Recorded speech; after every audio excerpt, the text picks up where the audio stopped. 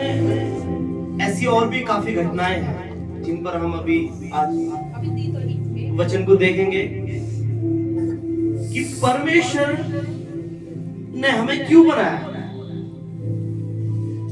परमेश्वर ने हमें क्यों बनाया। आज मैं वचन सुन रहा था और मैं कई बार मैंने उस वचन को सुना है, तो मैं यूट्यूब पे कई बार उस वचन को सुनता हूँ कि आखिरकार परमेश्वर ने हमें क्यों बनाया है। कष्ट उठाने के लिए, परेशानी उठाने के लिए, दवाइयां खाने के लिए, कलेश उठाने के लिए। किस लिए बनाया हमें परमेश्वर ने? जल्दी से बताइए, मुझे नहीं पता किसी को। महिमा कर सके खुदावन की। किसके लिए? अच्छे काम करने के लिए, अच्छे काम करने के लिए, महिमा के लिए, उसकी आराधना के लिए, उसकी स्तुति के लिए। परमेश्वर ने इसलिए बनाया कि तुम फूलो फलो और प्रतिफल भरो। किस लिए बनाया? कि फूलो फलो और प्रतिफल भर जाओ, आनंद का जीवन जियो। परमेश्वर ने इसलिए नहीं बनाया कि एक व्यक्ति दवाई खाए, वो कलेश में जीवन जिए। सोचिए, जब हमारे बच्चे होते हैं तो वो जब बच्चे होते हैं तो हम किस लिए मतलब उनको प्लानिंग करते हैं बच्चों की? इसलिए कि वो बड़े होकर परेशानी उठाए, वो बड़े होकर तकलीफ उठाए, कलेश उठाए, सड़कों की खाक छाने, पसीना बहाए। हम किस लिए बच्चे की प्लानिंग करते हैं? क्यों परमेश्वर से बच्चे को मांगते हैं? ताकि वो एक जीवन अच्छा जी सके, एक आनंद में जीवन जी सके। Hallelujah, hallelujah. कभी आप एक शब्द भी, एक सेंटेंस भी ऐसा सोचते हैं अपने बच्चों के लिए कि मेरा बच्चा दवाई खाते खाते बड़ा हो जाए, तंगी में बड़ा हो, परेशानी में बड़ा हो, भूखमरी में बड़ा हो? किस लिए? हम ये सोचते हैं कि जब हमारा बच्चा होगा तो वो क्या रहे? किसी भी चीज से मोहताज ना रहे। Hallelujah, hallelujah. हम क्या करते हैं कि जब हमारा बच्चा हो तो जो चीजें मैंने नहीं खाई, जो चीजें मैंने नहीं पहनी, जहां मैंने घूमा, मैं अपने बच्चों को दूंगा। Hallelujah, hallelujah. तो परमेश्वर ने हमें इसलिए बनाया कि हम परेशानी उठाएं, हम तकलीफ उठाएं, हम समस्या में रहें, हम कलेशों में, हम गरीबी में रहें। नहीं, परमेश्वर ने ऐसा हमें नहीं बनाया और इसलिए हमको परमेश्वर ने नहीं रचा। तो वैसे जैसे जब हमने अपने बच्चों को जब जन्मा तो हमने कभी नहीं सोचा कि वो क्या करें, तो उठाए, तंगी में और गरीबी में, भूखमरी में जीवन जिए।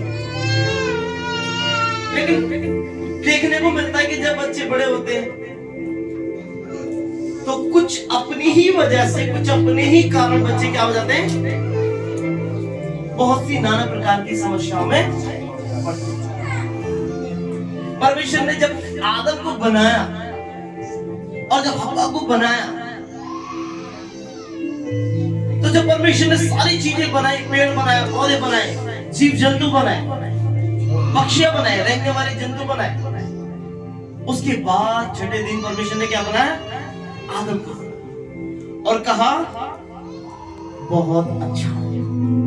क्या कहा? बहुत अच्छा है, बहुत अच्छा है। और फिर उसके साथ उसकी पत्नी को बनाया, उस हव्वा को बनाया और कहा कि बहुत अच्छा है। Hallelujah, hallelujah. जब परमेश्वर कहते हैं कि बहुत अच्छा है तो उससे कोई भी चीज ऊपर नहीं है। That means फाइनल बहुत अच्छा है। और जब उन्होंने उनको बनाया तो परमेश्वर ने कहा कि तुम अब गरीबी में मत जीना, अब तुम भूखमरी में मत जीना, अब तुम बीमारी में मत जीना, बल्कि मैंने तुम्हारे लिए कदीम की वाटिका बनाई और उसमें तुम खाना और घूमना और मेरी महिमा में रहना। किसमें रहना? मेरी महिमा में चलना, मेरी महिमा में लेटना, मेरी महिमा में बैठना, मेरी महिमा में सोना और मेरी आराधना। Hallelujah, hallelujah. लेकिन जब हम इसको पढ़ते हैं, कोई मेरे साथ जल्दी से निकाले उत्पत्ति की पुस्तक उसका 3 अध्याय,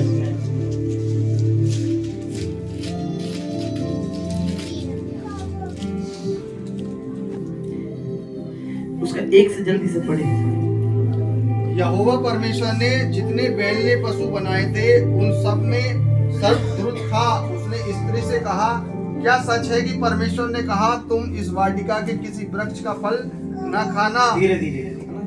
स्त्री ने सर्प से कहा, इस वाटिका के वृक्षों के फल हम खा सकते हैं, पर थोड़ा एक परमेश्वर अर्थात परमेश्वर ने रचा था सबसे अधिक धूर्त सांप था। उसने स्त्री से पूछा, क्या सचमुच परमेश्वर ने कहा कि तुम उगान के किसी भी पेड़ का फल न खाया?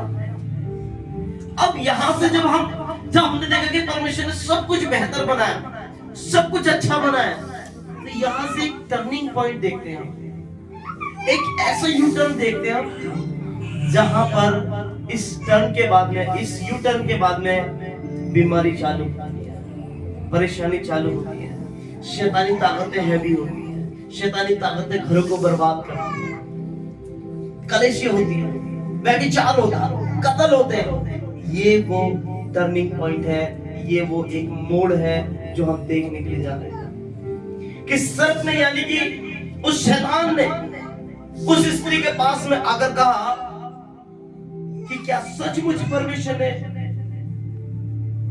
किसी भी वन के पेड़ के फल को खाने के लिए मना किया? स्त्री ने सांप को उत्तर दिया, हम उगान के पेड़ों का फल खा सकते हैं, परंतु परमेश्वर ने कहा है उगान के मध्य में लगे पेड़ का फल न खाना। क्या कहा? ना खाना। क्या हम किसी भी पेड़ के फल खा सकते हैं? लेकिन परमेश्वर ने एक पेड़ के लिए जो उगान के उस बगीचे के मध्य में है, बीच में है, उसके फल को मत खा। ये कौन बोल रही है? ये स्त्री कह रही है। किससे? शैतान से।